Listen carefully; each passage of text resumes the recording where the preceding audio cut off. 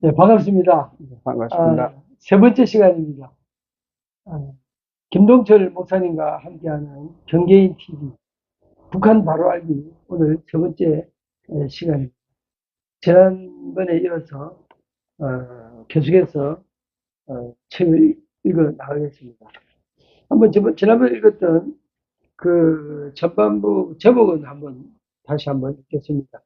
북한 비밀 첩보활동 생활 17년에 그런데 왜 북한으로 들어갔는가? 경계인의 불씨가 지피다. 또 외국인 최초 여자 단독 사업자 승인 배경, 처가의 북한 고위 인맥, 북한 노동당의 신뢰를 받기까지, 북한에서 호텔 사업 외에 부재 사업에 투자하다.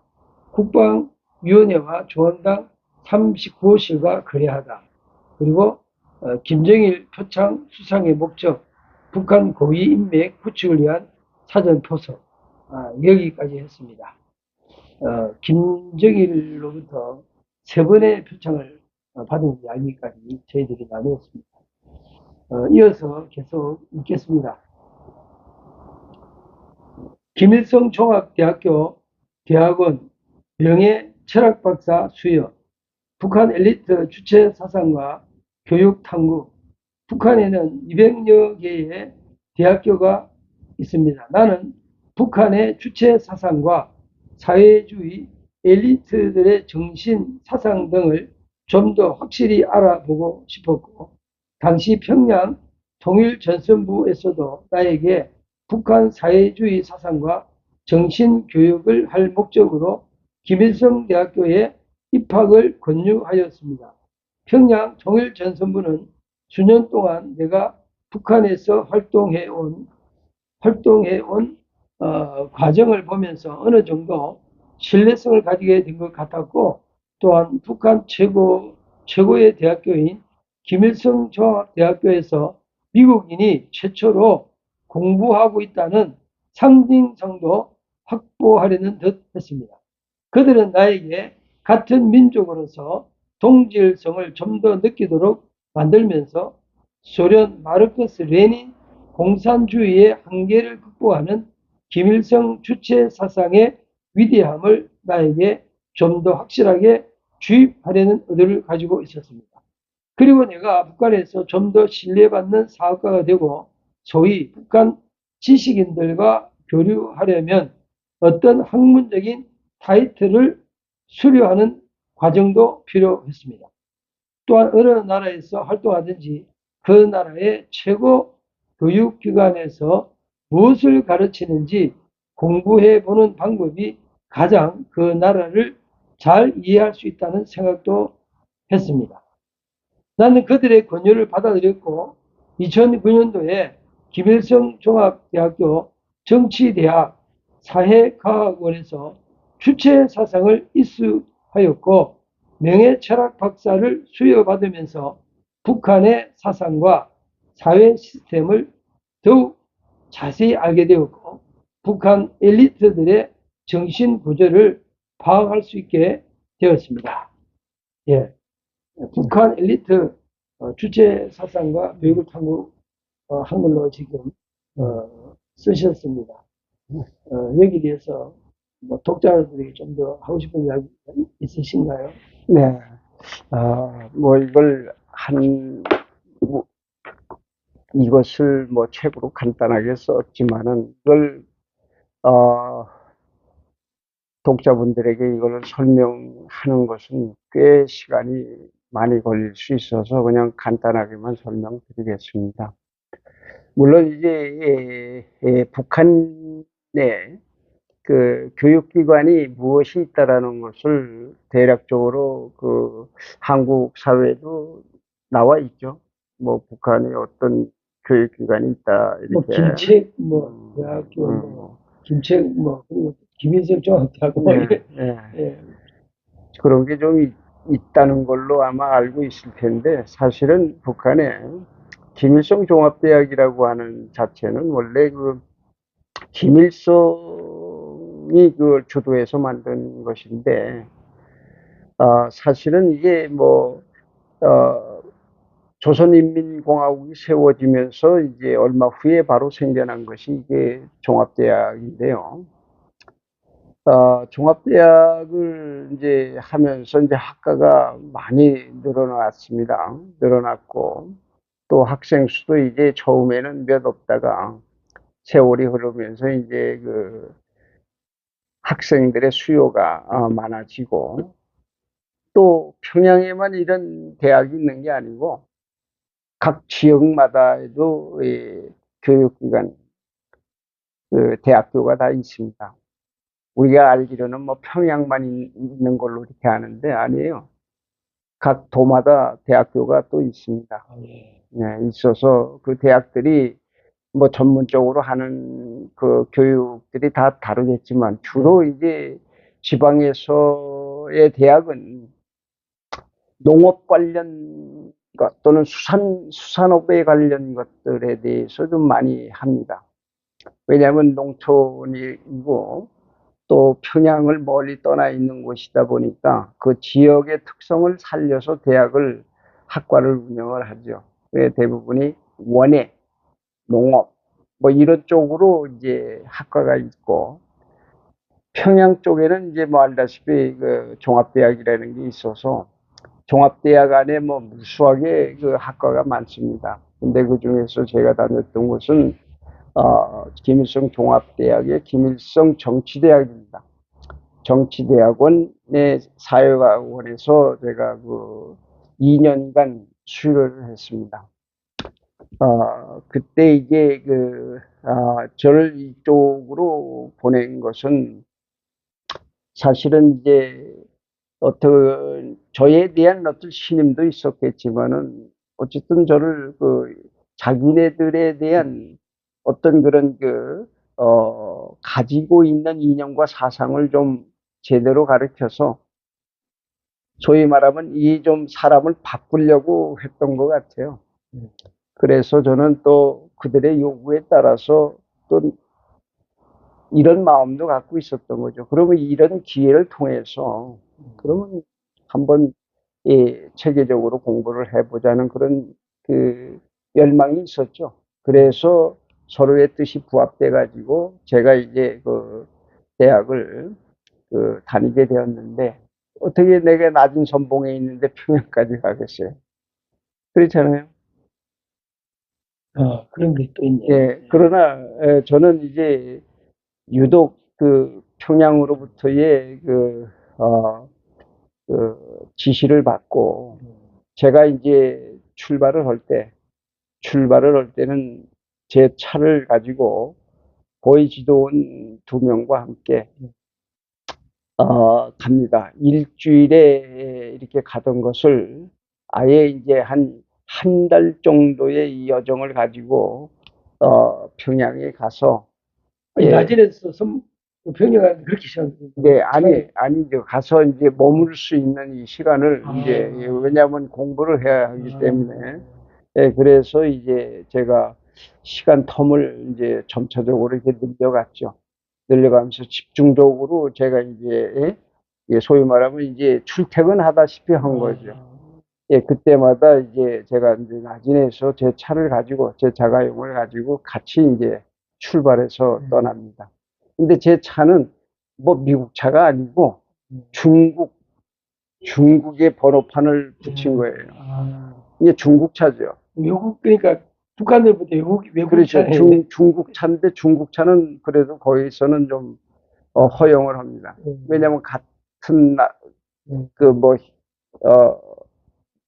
뭐라 그럴까 중국하고의 좀 관계가 있다 해서 이제 그러는 것 같아요. 뭐 저는 외국인이지만은 중국에 살기 때문에 중국의 차를 사용할 수 있는 그런 입장에 있었죠. 그래서 중국에 이제 제 차가 있었고, 제 사업장에 차가 이제 여러 대가 있는데, 그게 다 중국 차입니다. 조선에는 그 차가 없으니까, 또 있다 하더라도, 팔지도 않죠. 왜냐면 자기네들이 써야 되니까. 그래서 저는 이제 중국에서 차를 들여다가 이제 사용을 하면서 평양에 갈 때는 이제 우리 나진시 보위 지도원들하고 같이 도시락을 다 싸가지고. 그러니까 북한 차는 그러면은 예. 밖으로 수출할 수 있는 게 아니고 없죠. 내수용으로 그냥 자기네끼리만 예. 거기서 이게 쓰는 거예요. 오히려 차가 부족하니까 중국으로부터 밀수오죠. 밀수해서 그 차판, 우리는 그 패쪽이라고 그러는데 그걸 다 떼버리고 자기네 걸로 교체해서 씁니다. 거기는 이게 법이 있어도 그건 법 따로 그 사람들의 주장이 따로 있는 거예요. 그러니까 법은 이렇게 돼 있어요. 이렇게 되면 안 된다. 이렇게 해라. 근데 이게 먹혀 들어가지 않는 거예요. 그건 필요가 없는 거예요. 왜?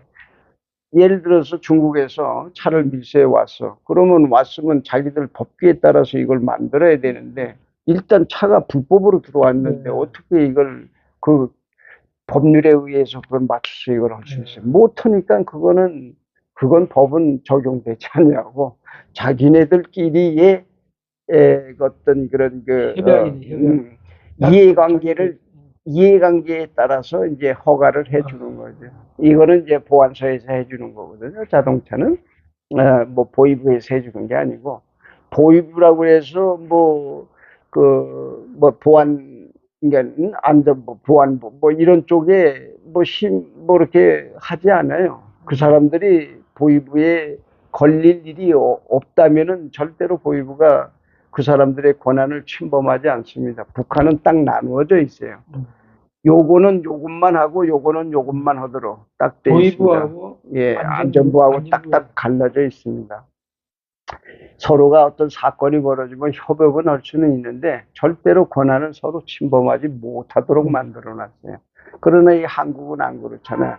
무슨 부서가 이쪽 부서하고 그냥 다 하잖아요. 근데 거기는 절대 그렇게 못해요. 예, 왜냐하면 그 권리를 딱 나눠줬기 때문에 그런 겁니다. 예, 그렇고 제가 이제 거기서 공부를 이제 2년 수료하면서 결국은 이제 북한에서 줄 수 있는 최고의 철학 그런 명예의 박사 호칭을 저에게 준 거죠. 그래서 김일성 종합대학에서 미국인에게 이런 그 학문을 수여하고 또는 학위를 줄 수 있었던 것은 전례가 없는 일을 한 것입니다. 제가 거의 장본인입니다. 네. 참 이게 김일성 주체사상만 가지고도 한동안 이게 강의를 해야 될 상황이네요. 네.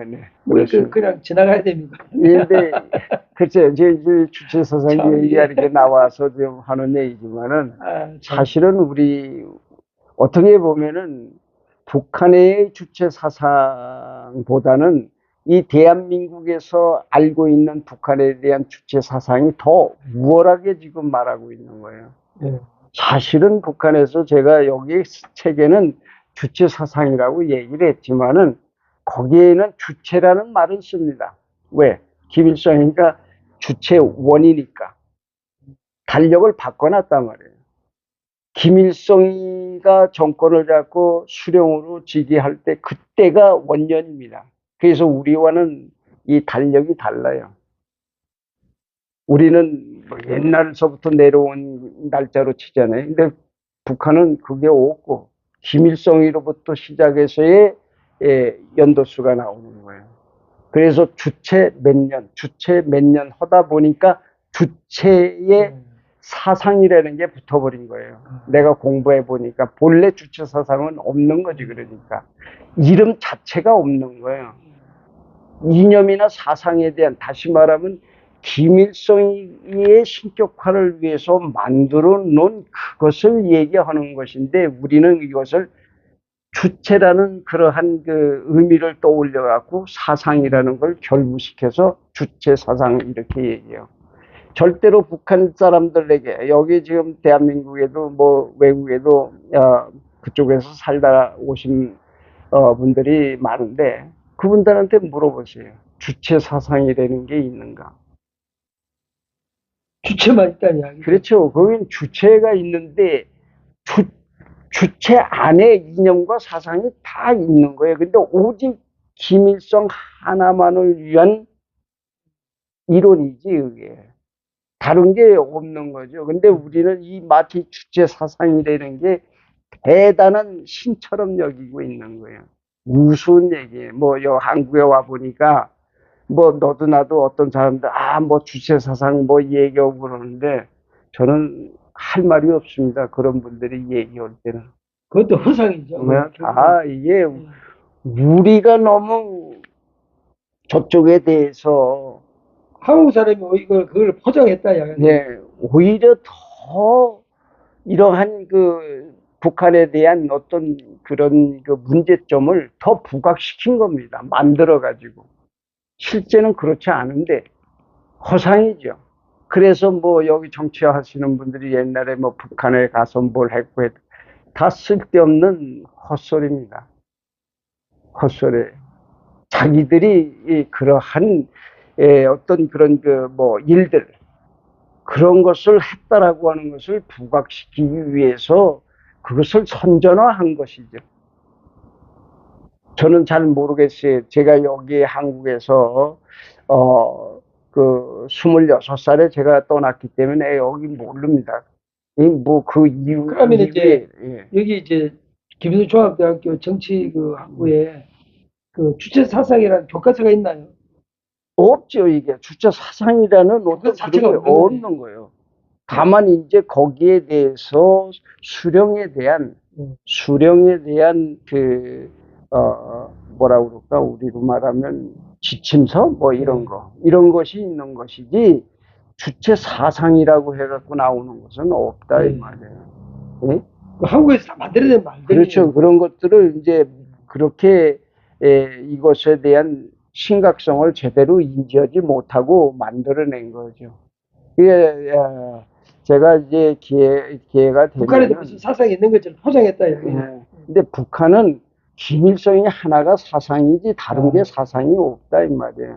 무조건 그건 신격이죠. 그런데 이상한 거는 거기는 왕조 국가가 아닌데 그렇잖아요. 왕조 국가가 아닌데 어떻게 세습을 계속 하느냐 이 말이에요. 그게 이상한 거죠.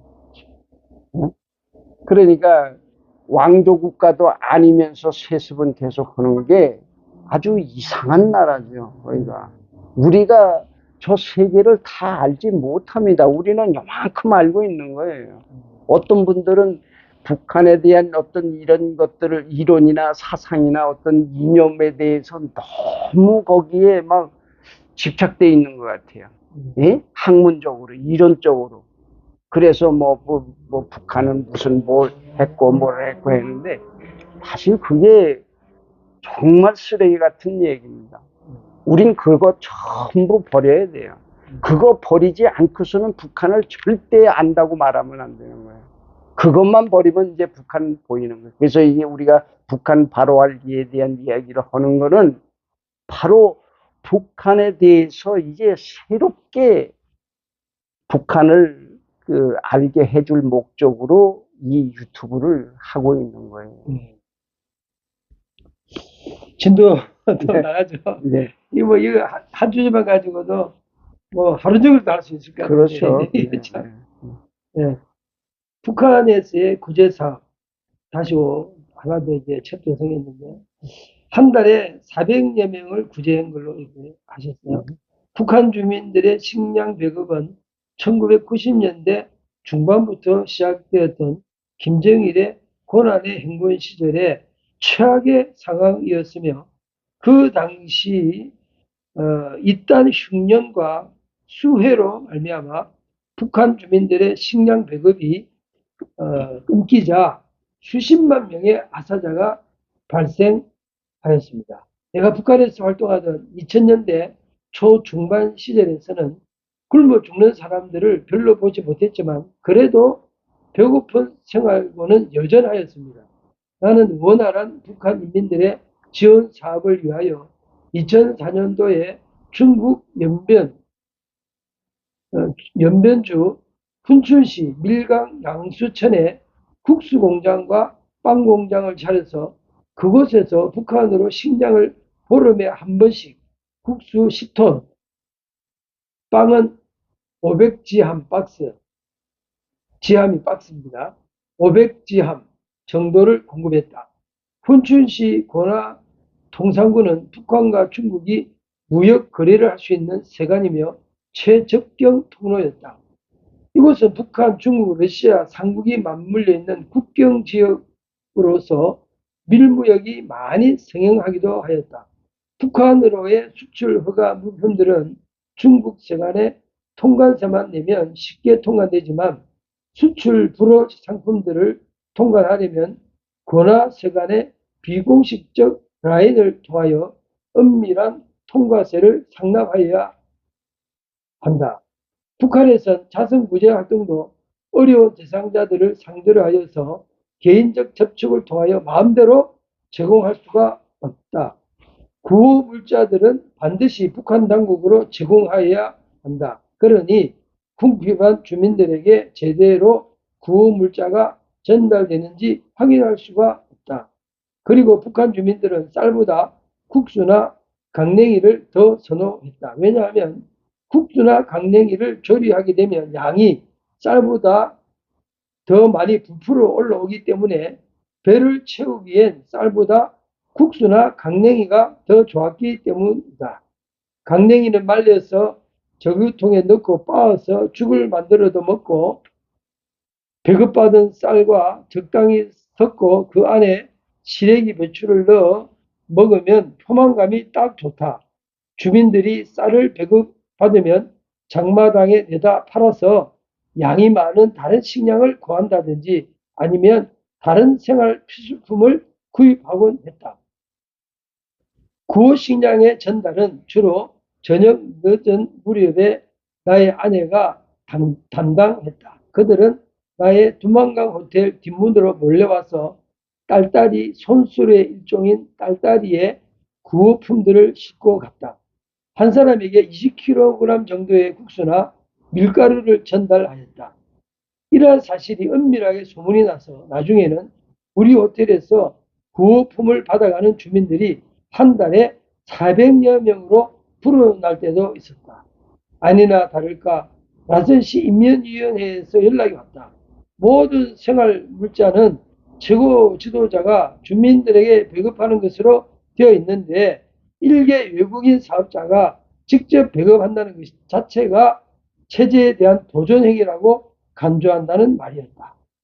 라선시 당국에서는 그 당시 내가 평양중앙당의 힘있는 인맥들을 등에 얻고 있었고 나름대로 라선시 경제에 도움을 주면서 여러 가지 공헌들을 인정하고 있었기 때문에 이러한 나의 행동에 무작정 처벌을 하기도 쉽지는 않았을 것이다. 그 이후 주민들에게 구호품을 나누어주는 방식을 조금 바꾸게 되었고 그 이외에 요양원, 고아원, 타고소 등은 당국을 통하여 합법적으로 지원하기도 했다. 예, 또 이제 북한에서 구제사 한 달에 400명 구제하면서 북한의 생활상을 이렇게 소개하고 있습니다. 예, 참 북한의 참 이 생활이 참 쌀들보다 국수나 강냉이를 더 선호한 이야기를 이렇게 참 마음이 아픈 이야기를 써놓으셨어요. 예. 근데 이제 여기에서의 북한 주민들의 그 일상생활이 언제나 먹는 거에 초점이 맞춰져 있습니다.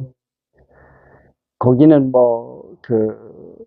사람들이 거기도 사는 곳이고 남녀노소 늙은 사람 젊은 사람 다 있지 않습니까?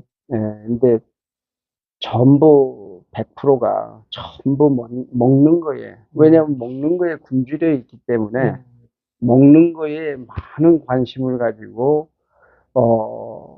먹는 부분에 대해서는 여기 지금 이 상황이 몇 년도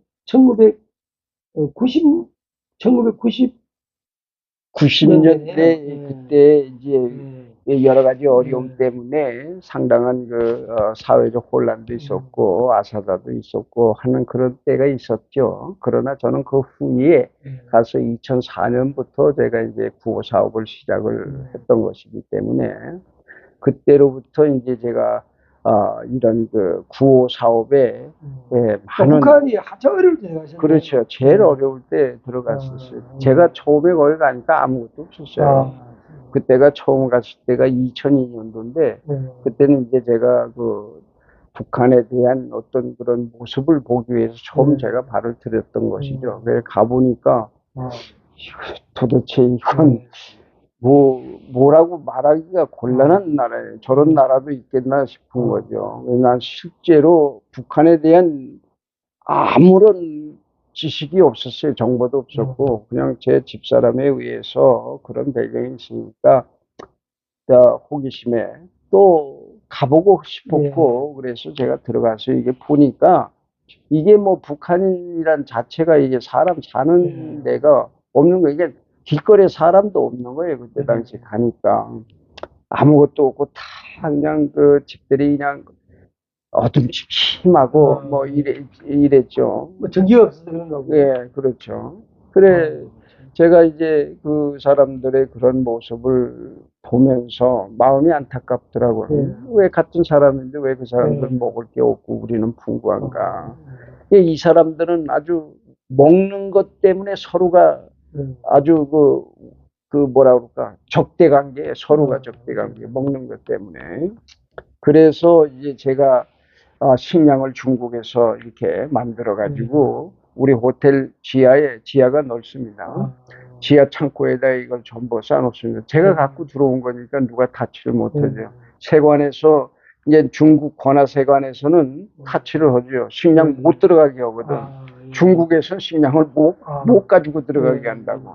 그러니까 제가 이제 중국에 있는 인맥들을 통해서 중국 세관에 내가 어느 날 내가 이 식량을 가지고 가니까 이 식량이 넘어갈 수 있도록 협조해 달라. 그러면 중국의 그 우리 조선족들 중에 훈춘의 세관에 있는 사람 직원들이 이 있거든요. 훈춘시 권하 통상구가 그렇죠. 있는데 네. 여기가 뭐 무역 할 수 있는 그런 공간이 여기 아니 무역하는 것이 아니고 조선과 중국을 이어갈 수 있는 아주 그런 데인데 여기에서 이제 무역도 이루어진다는 것이죠. 제가 옛날에 2019년도, 2019년도 KBS에 보면은, 저에 대한 다큐멘터리가 나온 게 있습니다. 그래, 거길 보면은 이제 권하세관, 그때 그 삼각주 거기 가서 우리가 촬영을 하고, 한 그게 있습니다. KBS에 보면은, 네, 지금 그 이름을, KBS가 이름을 붙인 게 있는데, 거기에 이제 나온 게 있습니다. 2019년도에. 거기에 보면은 권하세관을 볼 수 있어요. 또 삼각주에 가서도 볼 수 있고, 삼각주 위에서 이제, 두만강 쪽에 그 실상을 또 볼 수가 있었고, 이제 그렇고, 이렇게 지금 식량 때문에 문제가 많이 발생하기 때문에 제가 식량을 들여다가, 몰래, 그때는 몰래 줬죠. 예. 근데 이제 그 동네가 좁으니까 금방 소문이 나잖아. 그러니까 이제 이민위원회에서는 이거 하면 안 된다고 그렇게 얘기를 하는 거죠. 그래서 제가 이제 방법을 바꿔가지고 이제 계속해서 이 식량을 나눠주는 그 일들을 했던 거죠. 예, 그렇게 한 것이 이제 알게 모르게 다 소문이 다 나서 아예 의련히 이제 우리 호텔 뒤에 저녁 때 되면은 조그만 그 수레 바퀴 달린 거 그거 끌고 와서 쭉 서 있습니다. 그래가지고 그렇게 막 차고에 싸우는 거 나눠주고 이런 게 얼마나 지속된 거예요? 지속된 게 제가 붙잡힌 할 때까지 2015년도. 예. 근데 내가 붙잡혔을 때 당시에 내 지하에 국수가 약 한 300. 거기 뭐 들어갈 수 있는 동안에 거의 이 구제는 계속된 거네요. 그렇죠. 예. 그러니까 이 국수 박스 하나가 20kg입니다. 20kg. 그럼 20kg면 많아요. 근데 이 사람들은 그걸 주면은 안타깝게 장마당에 갖다 판단 말이에요. 그래, 그걸 보면서도 주고 싶지 않지만은, 얼마나 저거 하면은 그걸 거기다 놓고 팔고, 뭐 다른 걸 또 사가겠어요. 그래서 그냥 처음에는 좀 안 주고 싶었는데, 그래도 우리 집사람이 그래도 줘야 된다라고 해서. 그거 가지고 먹기도 하고, 팔기도 하고, 이러면서. 다른 거 하고, 교환을 하죠. 또 다른 거하고 자기 뭐 물물 교환으로 예, 쓰기도 물론 하고. 예를 들어서 이제 거기는 가장 중요한 게 이 딸딸이에 갖고 네. 다니는 이 구루마 같은 거, 예? 조그만 거 그게 있어야 뭐 나무도 땔감도 갖다 아니, 이 쓰고 시대에 그러죠. 물물 교환을 한다는 말이에요. 예, 예. 지금도 마찬가지. 지금도 2025년이라도 시골에 가면 다 그래요. 지금도 평양. 물물 교환을 한다고요? 그렇죠. 이게 평양에도 그런 일들이 비일비재할 겁니다. 평양에.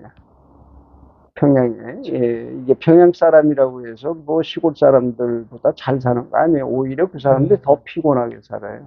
매일 동원 나와야 돼, 이 광장에.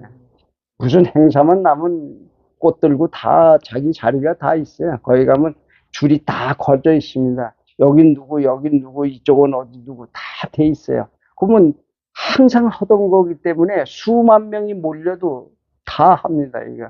똑같은 동작으로 다 하게 돼 있어요. 처음에 목사님 머릿말인가 블로그 말했는데 로봇, 네. 예, 로봇 같은 삶을. 이렇게 하다 보니까는 정말 나 마음도 좀 어느 때는 야 이렇게 해가지고 내가 이걸 언제까지 하겠는가 하는 생각도 있고 북한이 안 변하니까. 예, 그 다음에 또 이 위에서는 위에서대로 이 김 처장 좀 자기들 생각해서 가능하면은 이렇게 하지 마시오. 어? 이렇게 너무 얘기를 세게 해요. 말하면 떠날 수도 있으니까 뭐, 그냥 적당한 선에서 이제 달래며 가면서 이제. 네, 근데 제가 이제 나진에서 이렇게 또 활동을 자유롭게 또 할 수 있었던 거는 나진 인민위원회 위원장 내 이름은 되지 않겠습니다. 성씨만 되겠어요. 그 김씨인데 지금은 제대해가지고 평양에 올라가 살고 있습니다. 그분의 도움을 진짜 많이 받았어요. 그분이 인민위원회 위원장이니까 뭐 시당하고는 관계는 없지만 시당이 위에죠. 항상 공산당은 인민위원회는 그 밑에요. 당이 최고예요. 당이 다 지시하고 다 관리합니다. 위원장이라고 해도 당의 말을 안 들을 수가 없어요. 예, 그래서 그러한 이제 역할을 제가 당에도 사람이 있으니까 해주니까 그 사람도 좋고. 굳이 하는 걸 통제하고 싶은데 심하게는 못하고. 못하죠. 예, 그러면서 이제 계속 구제를 하신 거예요. 그렇죠. 왜냐하면 식량을 준다라는 것은 이건 반역행위죠. 절대로 안 되는 일이에요, 이게. 예? 그러니까 저항 정신이 그때도 발동하셨네요. 그러니까 이게 뭐 쉽게 아니 여기서 우리가 말로 하니까 이게 쉬운 거지 실제로 이 상황을 아는 사람들은요 저렇게 할 수 있었나 저걸 못하는데 어떻게 저렇게 할 수 아마 이런 이게 저쪽에 살다 나온 친구들은 아마 이런 걸 조금 어느 사람 들으면 아유 야 저럴 수 있었어 야 이거 우리 그렇게 하면 안 되는데 아마 그렇게들 얘기할 거예요.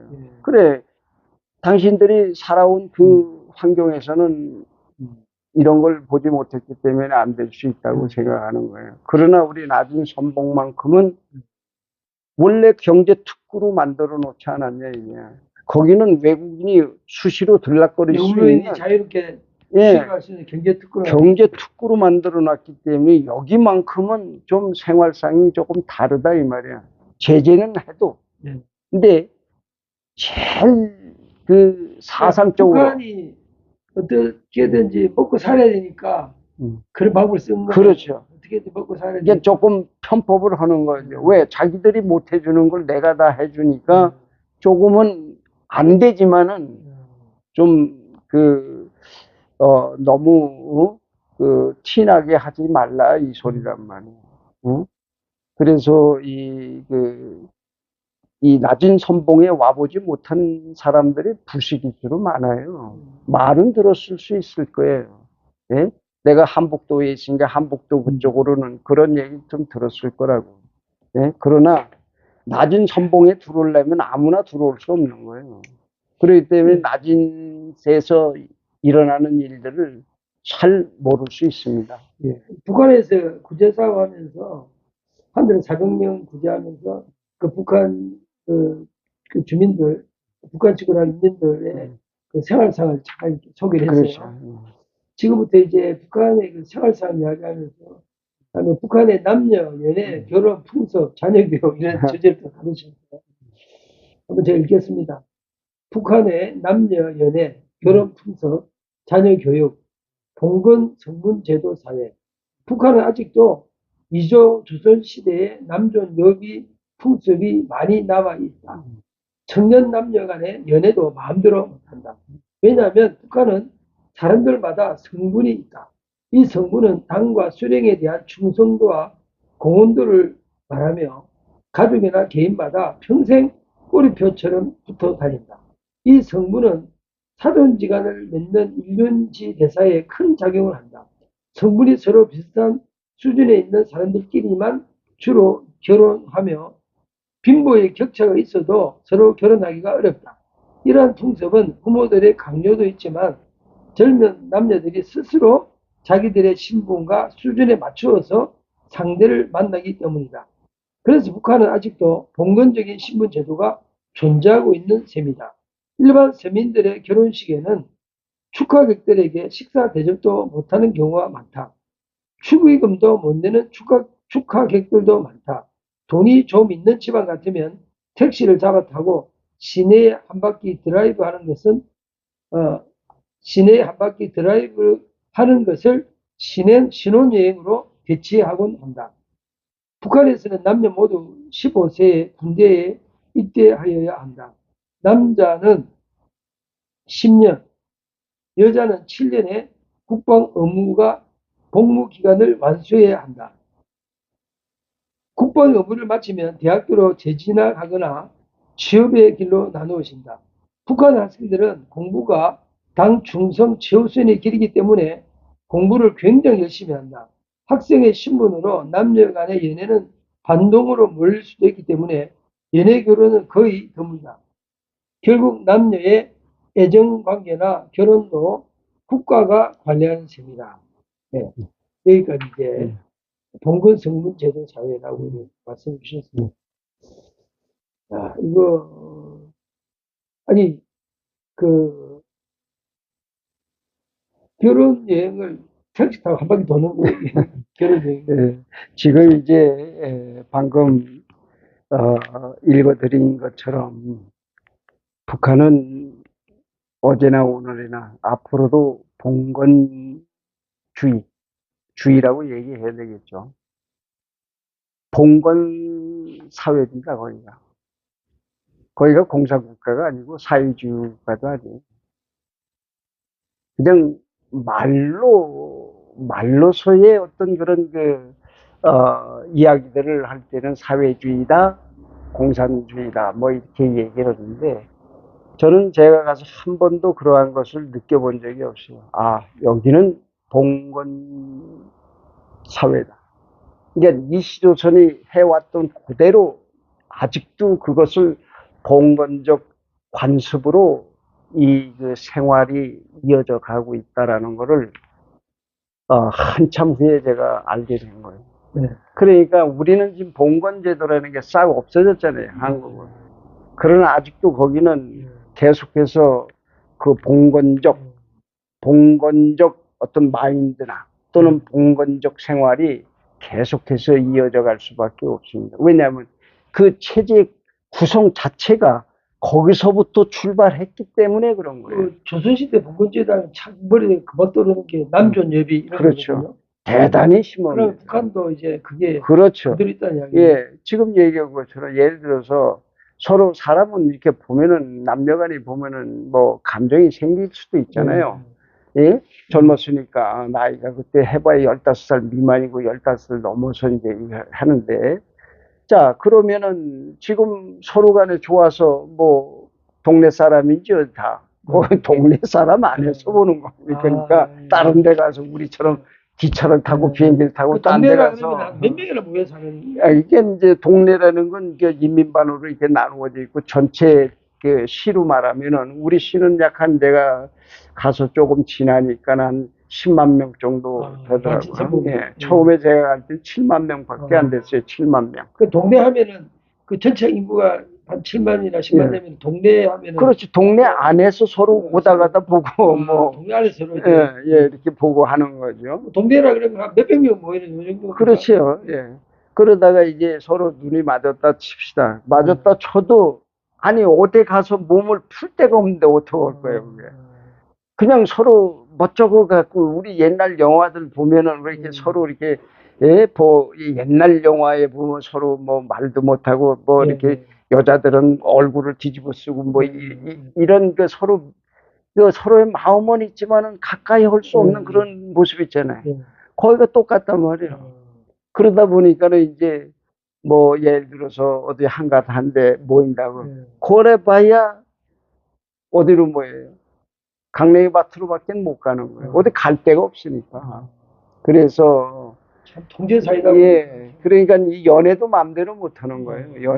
연애를 해도 또다시 부모 안 볼 수가 없잖아요. 그래서 거기는 또 예, 각자의 그 똑같은 레벨 속에 있어도 뭔가는 좀 다른 계층이 또 있거든. 소위 말하면 우리가 흔히 뭐 그 북한 사람들을 보고 엘리트라고 자꾸 얘기를 하는데 나도 그 말 한번 써봅시다. 엘리트가 좀 있긴 있어. 엘리트가 있다고 해서 뭐 특별한 엘리트가 아니고 그들보다는 뭔가는 좀 계급이 있어가지고 조금 난 사람이 있지. 이제 그런 거밖에 없는 거야. 나는 가난한데 저 집하고에 이게 결혼이 됐다. 뭐 서로 만난다. 이게 알려지면 안 되거든. 알려지면은 파토나니까. 그러니까 이제 어느 정도 물었을 때 부모들이 알면은 조용히 이제 서로 그 이야기를 하는 거죠. 그래서 안 된다, 된다라는 것을 확인해서 이게 자녀들이 결혼할 수 있는 그런 관계로 가는 거예요. 근데 대부분이 보면 뭐 직장에서도 똑같이 예, 뭐 나눠 먹고 살자 하는데 예, 그게 전혀 안 되는 거네요. 네, 안 되는 거죠. 예. 그래서 이게 북한에서는 연애도 마음대로 못하고 시집장 가도 참 가기 힘들어요. 간다 한들 뭐 이제 그 격식은 좀 차리죠. 옷도 입고 뭐 꽃도 하나씩 달고 뭐 응? 그래가지고 여러 사람들 앞에서 뭐 이제 예, 결혼 우리처럼 무슨 예식장이 있어갖고 누가 주례 쓰고 뭐 이런 거 하는데 거기는 그 주례도 없고 예식장도 없는 거예요. 거기는 그냥 뭐 동네에서 만나가지고 꽃 하나 달고 친지들 모여서 그 동네 사람들 이민반 사람들 모여갖고 뭐 결혼했다고 이제 선포하는 거 그거 그 다음에 뭐 택시비 조금 있으면 동네 택시 불러다가 이제 한 바퀴 돌면 끝. 예, 그리고 이제 뭐 집이 없단 말이에요. 이게 집은 전부 나눠주는데 얘들 집이 어디 있어요? 결혼하면 집 문제 생기네요. 그렇지. 이게 집이 없잖아, 이게. 그러니까 돈이 없는 집은 할 수 없이 부모 집에 같이 있는 거예요. 예? 그러다가 이제 돈이 남자 집으로 가는 겁니다. 여자 집으로. 뭐 그 여자 집이 크면 여자 집 가야 되고 남자 집이 크면 남자 집에 가야 되고 이렇게 되는 거죠. 그러니까 그 집이 없잖아. 그렇다고 국가에서 얘네들만 위해서 뭐 결혼했으니까 집 준다 천만의 말씀 안 준다. 없어요, 그런 게. 그러니까 이제 한 집에 그냥 오글오글 살. 그렇죠. 오글오글 살 수밖에 없는 거죠.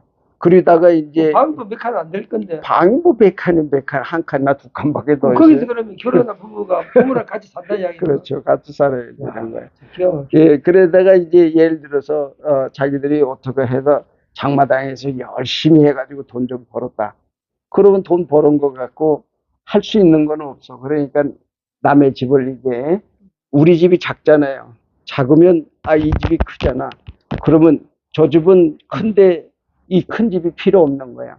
그러면 이 작은 집이 이 집하고 협상을 해가지고 큰 집이 작은 집으로 오고 작은 집이 큰 집으로 가는 거예요. 근데 이거는 국가가 준 집이기 때문에 사고 팔지를 못해요. 근데 자기네 세계 안에서는 사고 판다. 어떻게? 입사증을 서로 주고받는 거예요. 입사증이라는 게 내가 이 집에 들어가 살 수 있는 권리다 하는 거란 말이에요. 예. 그 입사증을 이제 서로 교환하는 거예요. 그리고 큰 집은 크니까 웃돈이 붙여줘야 되잖아. 그러니까 웃돈을 얼마를 주면은 이 집이 작은 집으로 오고 작은 집이 큰 집으로 가는 거야. 이때 이제 또 조금 널널한 집에 가서 이제 그 부부 생활을 하는 거죠. 이게 이제 북한 인민들의 그 삶이란 말이에요. 생활이에요. 참. 결혼하면 독립할 수 있는 게 아니네. 예. 근데 한 번도 나는 이 한국에 나와가지고 북한 출신들이 뭐 이런 얘기 한 걸 내 들어본 적이 없어. 또 들어볼 기회도 나는 없었고. 이게 자세한 거, 이게 뭐 짤막하지만은 그 실상이 얼마나 재밌습니까?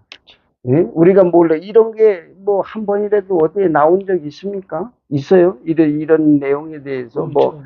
방송이나 뭐 뉴스나 뭐 어떤 뭐 이런 뭐 사회적인 어떤 이런데 이런 문제들이 나온 게 있냐는 거예요. 맨날 뭐 북한이 못 사니, 맨날 못 먹느니, 뭐 북한이 어떠니, 내가 북한에 가서 내가 북한에 살 때 보니까는 말이야, 이 중뚱찰뚱 해가지고 내가 뭘 하다가 어떻게 하다가 요 한국으로 도망 나왔다. 뭐 이런 소리. 그렇지, 그거밖에 더 있어, 이 사람들. 내가 북한에서 뭐 이렇게 고생해서 살다가 정말 나는 이게 안 되겠다 싶어서 자유를 찾겠다고 그래가지고, 예? 탈북했다. 뭐 이 소리가 팽배하잖아요, 지금. 내가 나중에 이 탈북자에 대한 얘기를 아주 소상하게 할 겁니다. 그러면 이 탈북자들이 어떻게 보면은 몽댕이로 날 죽이려고 쫓아다닐 수도 있어요. 이거는 내가 이제 얘기를 하면은 상당히 불편함이 많이 있을 겁니다. 그러나 내가 그들의 입장을 생각해서 좀 자중하고 지금까지 왔던 거예요. 그러나 최근에는 이미 내가 이 탈북에 대한 것도 상세하게 적어 놓은 거예요. 예. 내가, 참, 이게, 참 결혼이라는 거는 이 독립하는 걸 선언하는 건데, 이 그렇죠. 독립이 안 된다, 이야기가 네, 참 네, 이게 네. 보통 문제 아니에요. 참. 이게 보통 이제 이 결혼이라는 예. 자체가 북한에서도 하긴 해요. 뭐 사람 사는 곳에 무슨 결혼이 없겠어요. 다만 이게 결혼하는 게 좀 그 뭐라 그럴까, 주변 환경이 다 조그마니까 그리고 그래, 결혼하면은 집이 나오고 이런 시스템이 안 갖춰져 있다, 안 이야기가. 갖춰져 있는 거예요. 자기들이 이제 알아서 집을 알았어. 어떻게 이제 뭐 해야 되는 거예요, 이게. 응? 참, 아, 결혼했다고 집 주나요? 안 주지. 동- 그런 건 안 주는 거거든. 이게 이제, 천륜보다 이념이 우선한다. 그 다음에 주제인데요. 북한 여자는 생활력이 무척 강하다. 여자는 결혼하면 집안일도 도맡아 해야 하지만 밖에서 국가가 정해준 노동도 하여야 하므로 북한 여성들의 삶은 남자들보다 더욱 녹록하지 못하다. 결혼 후에 아이가 태어나서 엄마의 젖을 떼고 나면 부모들은 일을 해야 하므로 아이들은 타것으로 맡겨지고 더 자라면 유치원에 맡겨지고 이어서 인민학교, 초등학교, 인민학교가 초등학교입니다. 인민학교, 그다음에 고중학교, 중고등학교를 고중학교로 합니다. 고중학교, 그리고 대학교로 진학한다. 유치원부터 시작해서 고등학교까지의 12년은 의무 교육이다. 국가는 타가소에서 대학교까지 무상교육이다. 국가가 다 책임진다.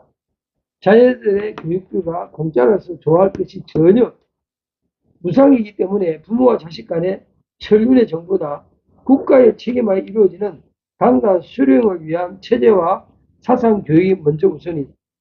지각이 생길 유치원 때부터 병정놀이를 시키면서 반미제 타도 사상을 주입한다. 어릴 때부터 철저하게 주체 사상과 1인 지도자에 대한 충성, 적국을 향한 적개심 등을 고취하게 되면 하얀 도화지는 금방 빨갛게 색칠되어 버립니다. 한번 빨갛게 색칠되어 버린 도화지를 다른 색으로 바꾸려면 참 힘이 들 수밖에 없다. 어릴 때부터 국가의 세뇌를 받으면서 자라나는 북한 젊은이들은 우리 한국 젊은이들의 사고방식과 현격한 차이가 날 수밖에 없다. 그래서 부모가 지도자 동지나 체제에 반하는 행동이나 말을 하게 되면 자식이 부모를 비판하고 심지어는 고발하는 일도 더러 발생한다. 그래서 피보다 이념이 진하다라는 말도 나오게 되는 것이다. 이렇게. 네. 천륜보다 이념이 우선한다. 이거 아예 그냥 사회적인 제도화된 거네요. 이게. 그건, 참, 이걸 어떻게 풀어 얘기를 하면은, 시청자분들께서 이해가 쉬울는지 모르겠습니다만은, 정말 이거, 우리도 아마 이 한국 사회도 부모와의 관계 속에서의 어떤 자식 간의 이념 문제로 서로가 그 생각이 달라서 그 불협화음을 가질 수도 있겠죠. 북한은 더합니다. 이 자식, 내가 난 자식이라도 내가 컨트롤할 수가 없어요. 무조건 전만 떼면은 타가소로 가서 타가소가 부모 대신에 그 보호하면서 정신교육하죠. 그것도 지나면은 또 유치원 가면은 또 그렇게 하죠. 또 학교 가면 또 학교 시스템으로 그렇게 하죠. 그러니까 부모가 자기 자식이라 할지라도 어떤 행동 거지를 컨트롤을 할 수가 없는 거예요. 왜? 아이 때서부터 이미 그 어떤 그런 이념 교육을 받았기 때문에 그런 거거든요. 그러니까 이념 교육이라는 건 뭐예요? 김일성주의죠. 김일성주의에 의한 이념 교육을 받은 거예요. 처음부터 이 어린아이들 머릿속에 신격화만 가르쳐 놓은 거예요. 그래서 유치원에 가면 꼭 남자애들은 병정놀이를 꼭 씁니다. 군대 전쟁놀이 하는 거, 이거. 전부. 응? 여자들은 뭐, 조그만 여자애들은 뭡니까, 그게 간호하는 이런 거. 뭐, 그런 놀이 시키고, 이런 걸 하는 거예요, 어린 시절에. 그래서 이렇게 큰 아이들이 이제 커서 부모도 같이 들어와서 이게 살면은, 아주 아까 말씀한 것처럼 결혼 독립하는 게 아니고 결혼해서 또 부부 집에 들어와 그렇죠. 사니까 그렇죠. 예. 그참 예. 많죠. 그래서 이게 결혼하기 전에 학교 다닐 때도 집에 있죠. 집에서 다니고 하지만은 사실은 이념을 떠나서 혈연 간의 그 관계잖아요. 부모 자식 간이잖아요. 그렇기 때문에 부모 자식 간의 끈끈한 정은 있어요. 정은 있는데 이 부모 자신부터도 뭐예요?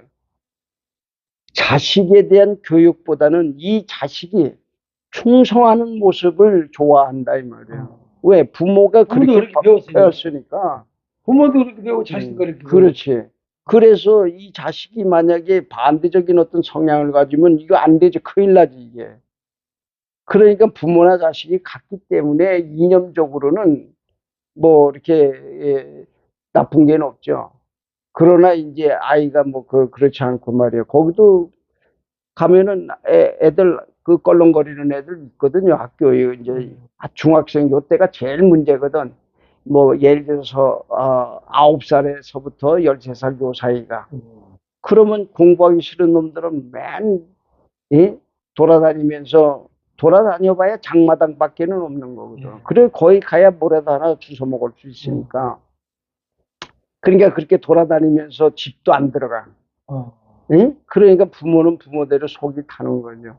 이거 부모 있고 부모 집도 있는데 왜 안 들어오고 바깥에서 껄렁거리고 쌈박질하고 돌아다니냐. 거기도 이 젊은 애들과 같아요. 그 공부하고 착하게 사는 놈, 열심히 살려고 하는 애들이 있지만 그 반대로 된 애들이 많단 말이에요. 이 애들이 이제 그렇게 공부도 안 하고 껄렁껄렁 놀다가 아니 구류소도 가고, 예? 구류소도 가고, 이제 일단은 구류소로 보내, 조그마니까, 이걸. 그래서 이것들이 이제 크면은 이제 교도소까지 왔다 갔다 하죠. 그러다가 이제 나이 차면은 교도소 갔다 하더라도 자기가 내가 군대를 가겠다고 지원하면요. 그냥 보내버립니다. 구류소하고 이제 교도소요? 네. 구류소하고 교도소 차이가 구리소 유치장. 구류소 유치장. 유치장. 구류소는 이게 보안 애들이 임시적으로 그 잘못된 애들을 가둬놓는 곳인데 사실은 뭘 줄 게 있어야 붙들어 놓을 거 아니야 이거. 근데 사람들은 거기 가면은 뭐 바글바글한 줄 아는데 천만의 말씀이에요. 내가 그 감옥생활을 3년 했잖아요. 3년 동안에 내 밥 먹은 내 돈 주고 먹었습니다. 우리 집사람이 나중에서 내가 먹을 수 있는 식량을 돈으로 이제 평양에 보내주지요. 그럼 평양 보이고 삼과가 나를 취급을 했는데 그 친구가 돈을 받아갖고 식량을 구해서 이 감옥소에 줍니다. 그럼 감옥소는 그 식량으로 나한테 배급을 주는 거예요. 내가 먹는 이 식량을 내 돈 주고 사 먹은 나라가 그 나라예요. 여기는 국가에서 다 해준다며. 그러니까 구류를 오래 못한다는 이야기는. 예. 줄 게 없어요. 줄 게 없으니까 못하는 거죠. 그러니까 대충 해서 교육 훈계시키고 내보내버리고. 그렇죠. 예. 유치장은 그거보다 좀 저거 한 거죠. 요거는 안 되겠구나. 요건 내보내면은 말썽 피울 수 있으니까 요걸 잡아다가 이제 재판을 해가지고 뭐 3개월이든 1개월이든 이거 이제 노동을 시키는 거죠. 거기 가서 이제 노동 끝나면 되는 거야. 뭐 2, 3개월 정도, 한 6개월까지 주지. 그러면 6개월 동안 뭐예요? 너도 네 밥 먹는 거 여기 갖다 놓으라요. 왜냐면 식량 배급이 끊어지거든. 일단 교도소 붙잡혀 들어오면 식량 배급이 끊어져 버려, 자동으로. 그러면 얘 식량은 어디로 가? 이 구류소, 유치장, 교도소로 오는 거예요. 얘 식량이 글로 와서 거기서 이걸 주는 거예요. 자기네들이 뭘 줄 게 있고 먹을 게 있어요. 그러니까 이게 자기 밥그릇을 가지고 다니는 거야. 탈북자 여러분들, 내 말이 맞소? 내 말이 틀렸으면 댓글 다오. 그러니까 이게 거길 가도 자기 먹는 것 때문에 이쪽에서는 그 먹는 게 이 교도소에서 주면 다행인데 안 주니까 그냥 자기 거 계속해서 이걸 받아 먹는 거예요. 그것마저 없으면 자기 부모가 이 식량을 계속 배줘야 돼. 계속 배줘야 돼. 나갈 때까지. 이게 이제 우리가 이 북한에 대한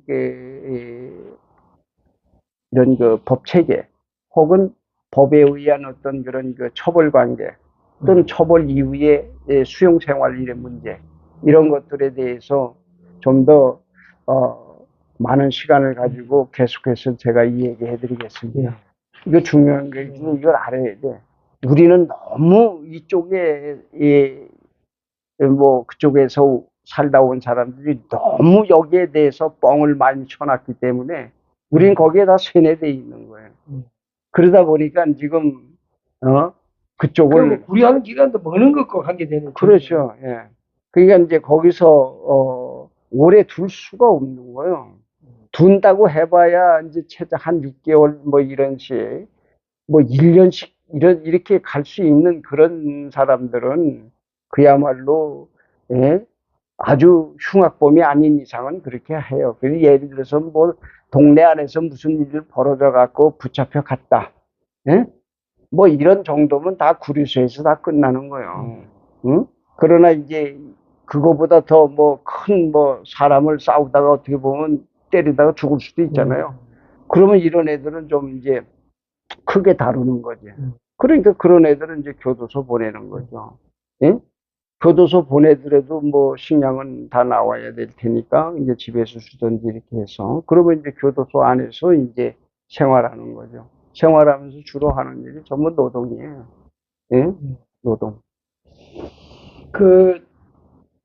하여간 뭐 질문하면 저 또 그냥 질문 안 하고 넘어가겠습니다. 한 챕터만 더 하고 시간이 좀 있다. 이제 북한의 생활상을 하나하나 짚어가고 있는데 이번에는 이제 북한의 미디어와 인터넷 부분을 다루셨어요. 북한 TV 방송국과 신문 매체. 북한에는 3개의 TV 방송국 채널이 있다. 조선중앙방송, 만수대 방송, 그다음에 김일성 종합대학에서 운영하는 교육방송이 있다. 조선중앙방송은 북한 전역으로 송출되지만 그 외 방송 채널은 기지국 부족으로 방송되지 않는 지방 지역이 많다. 이러한 TV 방송도 오후 3시부터 밤 10시까지만 정규 방송된다. 어차피 북한 일반 서민 가정에서는 전기가 24시간 종일 들어오지 않기 때문에 TV를 항상 시청하기도 어렵다. 조선중앙방송국은 북한의 메인 방송으로서 북한 내의 사건과 노동당의 홍보와 선전, 체제 유지를 위한 내용으로 방송되며 만수대 방송은 주로 예술, 스포츠, 문화에 관한 내용이나 영화 같은 것을 방영한다. 영화라고 해봤자 주로 소련, 루마니아, 폴란드 등 동유럽 공산국가의 우월성을 선전하는 전쟁과 혁명에 관한 영화가 방영된다. 교육방송은 외국어 교육, 과학, 수학 교육 등과 같은 각종 교육 경영대회 등이 중계된다. 북한의 대내 주력 일간지 신문은 노동신문이며 대외형 신문으로는 우리민족끼리와 일본 조총련계가 운영하는 조선신보가 있으며 군 총정치국 소속의 조선인민군 신보, 예, 신보는 군인들을 대상으로 하는 신문이다. 예. 여기 이제 북한 TV방송과 신문 매체입니다. 세 가지를 이야기해 주셨어요. 이거를 좀 더 설명해 주시겠습니까? 이 세 가지 방송. 지금 얘기한 대로 북한의 그 대표적인 방송이 세 개가 있는 거죠. 조선중앙방송 또는 만수대 방송, 김일성 종합대학에서 교육 목적으로 하는 방송이 이렇게 있는데, 그 밖에도 뭐 여러 그 방송을 또 하는 조직도 있죠.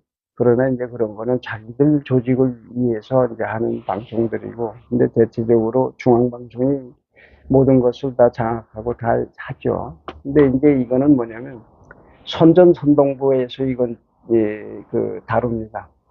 선전선동부가 하는 일은 바로 이거예요. 이게 선전선동부의 뭐라고 할까, 파워라고 그럴까? 비록 특별한 뭐 수사 권한이나 무슨 권력기관의 무슨 뭐 이런 것은 별로 없어요. 그러나 이 사람들은 선전과 선동을 목적으로 한 그런 집합체이기 때문에 이 선전선동부를 누가 건들진 못합니다. 대단히 위세가 세죠. 그러나 권력은 없어요. 그래서 이 선전선동부의 그 사람들은 그야말로 그 작가들이 많고 글쟁이들이 많죠.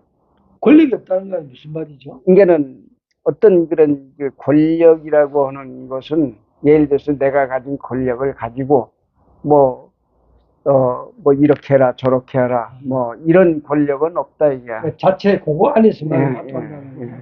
그러니까 이 사람들은 국가의 그 방향성을 항상 그 선전하는 사람들이기 때문에 그 선전에 의해서 저 체제가 지금 운영돼 가고 있거든요. 이 선전이 대단히 중요하죠. 그래서 권력은 없는데 되게 아주 큰 그 조직체죠, 이게. 그래, 이 방송에서 하는 것들은 뭐 조선방송이 하는 것이 따르고, 김일성 종합대학에서 하는 방송이 따르고, 만수대가 하는 게 달라요. 이게 만수대는 영화잖아요. 이게 예술계통이잖아요. 그러니까 주로 영화만 틀어주는 거예요, 영화. 영화는 무슨 뭐 지금 얘기한 대로 공산국가에서 일어났던 그런 어떤 그런 혁명적인 이야기, 전쟁 이야기, 러시아가 옛날에 전쟁을 많이 했잖아요. 제가 감옥에 있을 때 가끔 주말 되면 이제 만수대 창작사에서 보내오는 그 영화가 있습니다. 주말에는 좀 일찍 나와요. 주말에는. 주중에는 잘 안 나오고 주말만 나옵니다. 전기가 없으니까. 그래서 이제 제가 그때는 뭐 노동을 하지 않고 감옥 안에 이제 있을 때니까 그게 나오면서 내가 러시아 영화를 그때 거기서 아마 무지하게 봤습니다. 난 러시아 영화를 한 번도 이 자유 진영에서 본 적이 없어. 러시아 영화를. 근데 그 영화를 내가 보면서 감옥에서 봤다. 정말 인간의 어떤 내면에서 우러나오는 그 감정, 울음이 그때 내가 정말 많은 사색을 하게 된 거예요. 그때. 너무 사색을, 왜냐면 뭐 감옥 생활에서 누구도 날 보는 사람이 없는데 대화할 사람도 없잖아요. 러시아 혁명 영화만 보여주는 그렇죠. 거예요. 이걸 보여주는 거죠. 내가 이걸 보면서 정말 그 자유세계에 대한 민주사회, 민주주의라고 하는 거, 이거에 대한 정말 그 어떻게 보면은 번민이 많았어요. 러시아 영화에서는 주로 옛날에 싸운 영화인데 이거는 전부 국가를 위해 싸운 거거든요. 이거 전부. 그 영화를 그냥 3년 내내 보니까 이야, 사람이 참 이게 정말 차분해지기도 하지만은 너무 쓸쓸한 거예요. 이 영화를 보면은. 그래서 이 민주사회 자유 상당히 제가 그 어떻게 보면은 혐오스럽게 보는 거예요.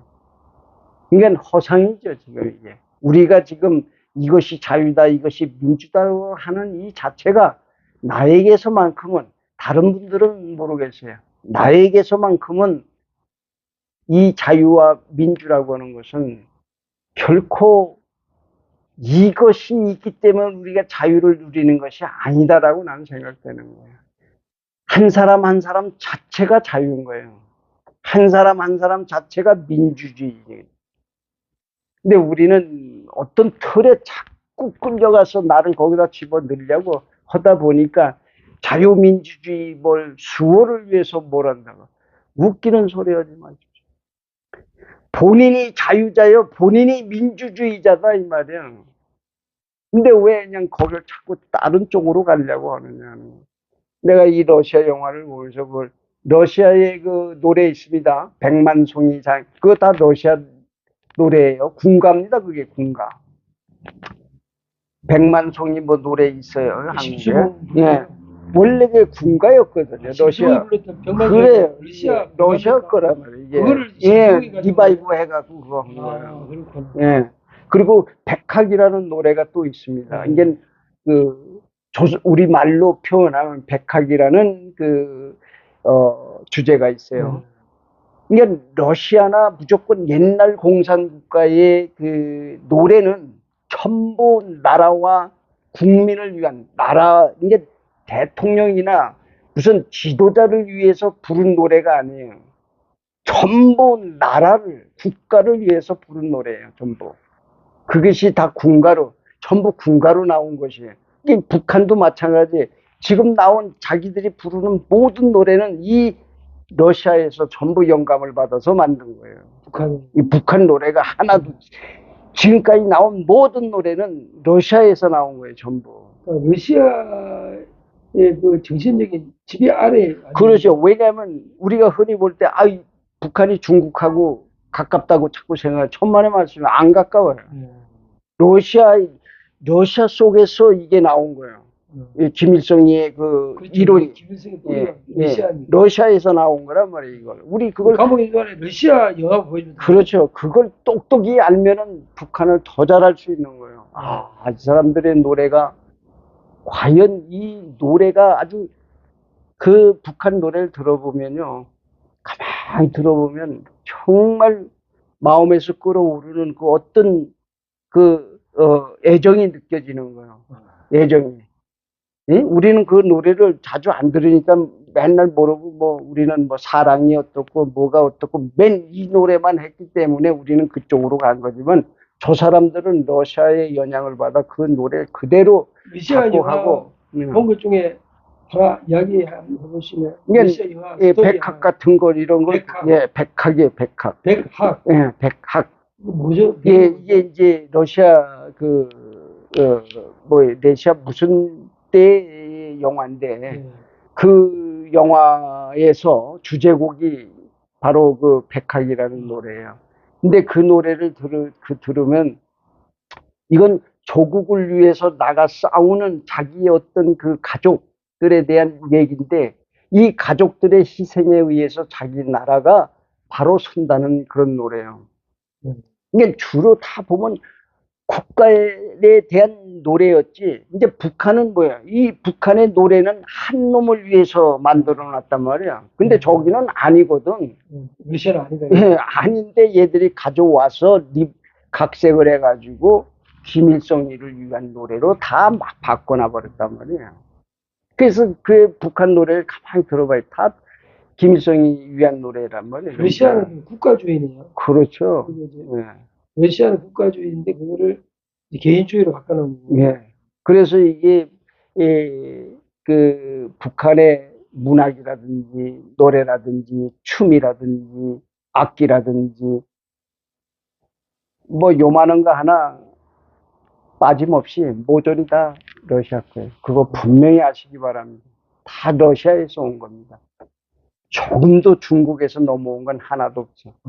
넘어왔다고 하는 건 옛날 김일성이가 무슨 뭐 빠치사 운동을 해가지고 뭐 일본군하고 싸웠다고 하는 거, 그거 조금, 스토리 조금 있습니다.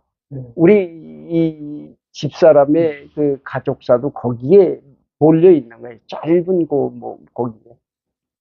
저는 이 감옥 3년 동안 이 러시아 이 노래를 북한은 정말 러시아 종속 국가네. 그렇죠. 이게 원래 러시아에서 다 나온 거니까 러시아 걸 가지고 저 체제를 만든 거예요. 김일성이의 초점을 맞춰갖고 만든 거란 말이에요. 거기다가 우리는 이 아까 얘기한 것처럼 그 뭡니까 그 봉건주의 이것을 지금까지 가지고 오는 거예요. 이걸 딱 해서 놓고 민족화 시켜 놓으니까 누구도 이 민족에 대한 어떤 반항심이 없는 거예요. 그 북한에서 가르쳤던 그게 뭐냐면은 처음부터 바로 이 민족을 파고들었다 이 말이에요. 민족을. 우리 사람들은 감성이 있잖아요. 감정이 있고 약하고 착하고 그렇잖아요. 그러니까 옛날 사람들의 그 모습을 그대로 가져오도록 그래서 봉건주의를 없애버릴 수가 없는 거예요. 그래서 그걸 계속 가지고 오면서 민족의식을 심어놓은 거예요.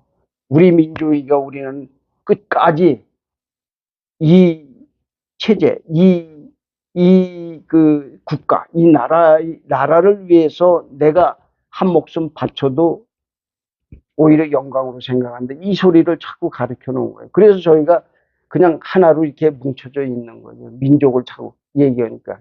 우리는 지금 여기서 보도 우리도 지금 민족 가끔 찾잖아요. 이제는 대한민국에서는 이 민족을 찾지 말아야 돼요. 이건 옛날 유산인 거예요. 이거는 옛날, 지금의 시대가 언제입니까? 그렇기 때문에 우리는 이제 앞으로 우리의 역사 중에서 가능하면 과거의 역사를 가지고 뭘 배우려고 생각하지 마십시오. 현재에 있는 이 현실을 바라보라 하는 거예요. 과거의 역사는 우리에게 교훈은 줄 수 있어요. 그러나 그것이 우리에게 환상이 되면 안 돼요. 우리가 이제 목회자니까 이런 얘기를 하지만은 보세요. 신앙은 절대로 관념이 아니에요. 이거 분명히 아셔야 됩니다. 신앙은 현실이에요. 근데 우리는 자꾸 교회라는 어떤 그런 공동체 속에 있다 보니까 신앙을 자기 나름대로의 어떤 믿음을 나타내려고 관념적으로 생각하는 거예요, 지금. 그러다 보니까 우리 교회들이 이렇게 정말 이런 국가적으로 어려움이 있을 때 서로가 거기에 대해서 이야기들이 많은 거예요. 우리의 신앙은 관념이 아닌 현실이에요. 이걸 직시해야 됩니다. 근데 이걸 모르고 맨날 복음주의가 어떻고 뭐가 어떻고 얘기해요. No. 그건 안 되는 겁니다. 이 북한에서 내가 본 것이 바로 그거예요. 제가 여기에서 태어나고 여기 자유주의 물을 먹고 거기를 갔던 사람이에요. 그러니까 나는 그쪽 사회를 너무 잘 볼 수 있었던 거예요. 왜? 이쪽을 경험하고 갔기 때문에. 그래서 제가 이렇게 책을 쓰고 이런 방송을 하는 거는 그저 나에 대한 내 과거의 일을 자랑하고 싶어서 이거 하는 거 아닙니다. 이거는 정말 여러 사람들에게 보여주고 싶어 하는 그런 쇼가 아니에요. 이건 북한 바로 알기라고 하는 것은 절체절명한 얘기. 지금 우리나라가 과거에 언제 이 북한 바로 알기에 대해서 얘기들을 많이 했지만은 아마 그거 가지고 그때 제대로 뭘 배웠다고 했다면 우리나라가 지금 이렇게 2년 전쟁에 사로잡혀갖고 아예 그냥 나라가 거덜날 수 있도록 두 쪽으로 왜 갈라졌어요? 북한 잘 안다며. 다 북한에 대해서 나름대로 무슨 내가 북한을 위해서 뭘 했고 지하에서 뭘 했고 했다며. 그랬으면은 그런 정신을 가지고 나라를 그 날강도로 가져갔다면 그러면 어떻게 해야 되겠어요? 근데 우리가 지금 이 북한을 그동안 잘못 알고 있었기 때문에 오늘날 이 문제가 해결되지 않았어요. 그래서 이제부터는 코리아 리셋, 다시 말하면 리셋 한반도가 돼야 되는 거예요.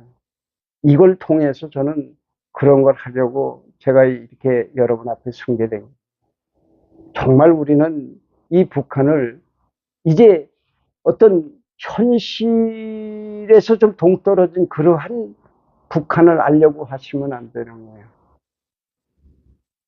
예. 참 이게 이제 김동철 박사님이 미국에서 심리학 박사를 하셨거든요. 그러니까 이제 인간에 대한 이해를 아주 이제 분석적으로 이렇게 하시는 경향이 있으세요. 그래서 이제 더 깊이 들어가시고 이런 거를 제가 느끼는데, 하여튼 저희들이 우리는 내가 내 존재에 대해서 늘 나는 누군가, 내가 속해 있는 국가는 뭔가, 나는 어떻게 살아야 되냐 늘 질문을 던지지 않습니까? 그래서 오늘 저는 이 방송을 하면서 허상 깨뜨리를 해야 된다. 네, 맞습니다. 잘못 생각하고 있는 거 깨뜨려야 되고, 잘못된 이미지 깨뜨려야 되고, 그래서 진실을 찾아서 그렇죠. 나답게 살고 싶잖아요. 우리 다 자기답게 살고 싶거든요. 그러기 위해서는 나답지 않은 건 깨뜨려야 되거든요. 맞습니다. 제가 중학교에서 고등학교 올라올 때,